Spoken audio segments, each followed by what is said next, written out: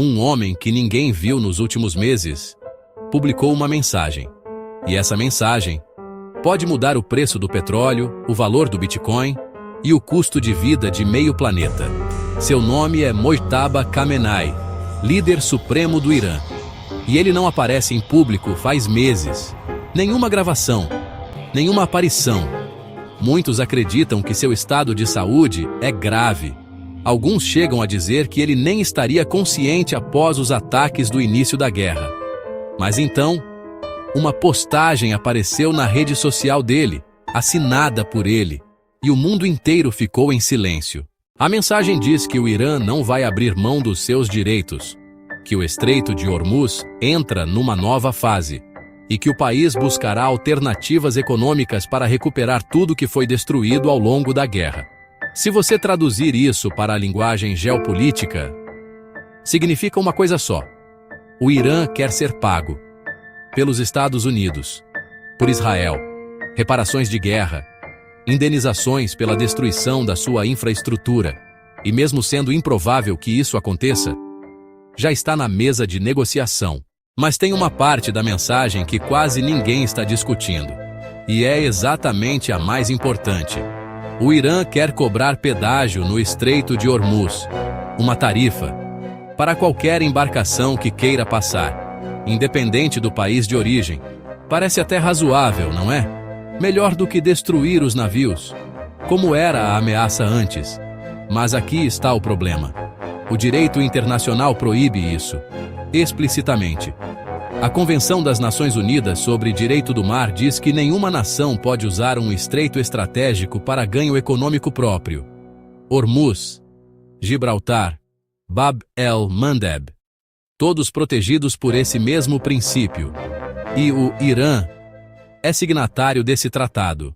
E agora vem a parte que ninguém esperava. O pedágio não seria cobrado em dólar, nem em euro, nem em qualquer moeda controlada pelo sistema financeiro ocidental.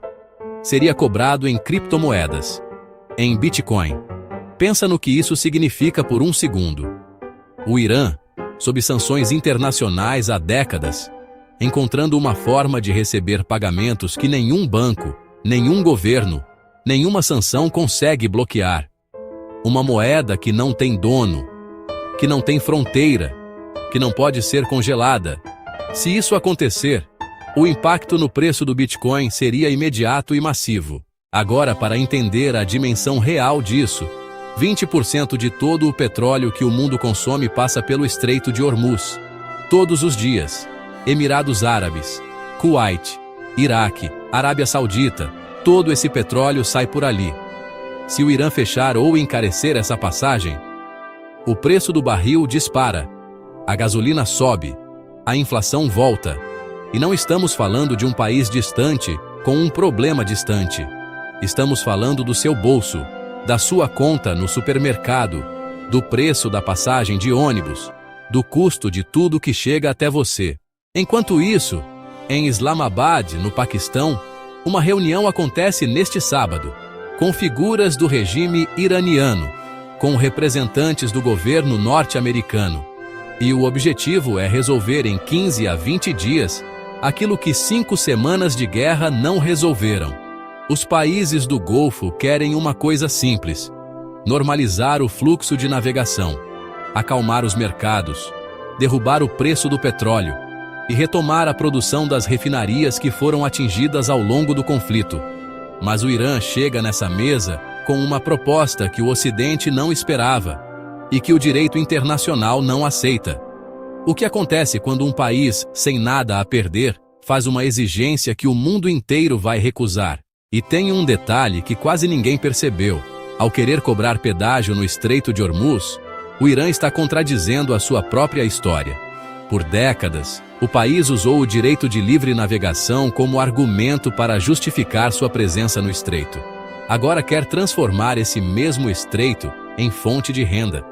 Isso não é só uma mudança de política, é uma confissão de que a guerra custou mais do que o Irã pode pagar, de que o país está economicamente destruído e de que qualquer saída, mesmo a mais improvável, está sendo estudada. E o Brasil? Acha que isso não chega até aqui? O Brasil importa derivados de petróleo. Depende de rotas marítimas globais. E qualquer alteração no preço do barril se traduz diretamente em inflação doméstica. Já aconteceu antes. Em 2022, quando o petróleo disparou, o brasileiro sentiu no bolso em menos de 30 dias. Agora o cenário é mais grave, porque não é uma crise de produção, é uma crise de acesso. E acesso é controlado por um homem que ninguém viu em meses, e que pode ou não estar consciente enquanto o mundo negocia o futuro da energia global.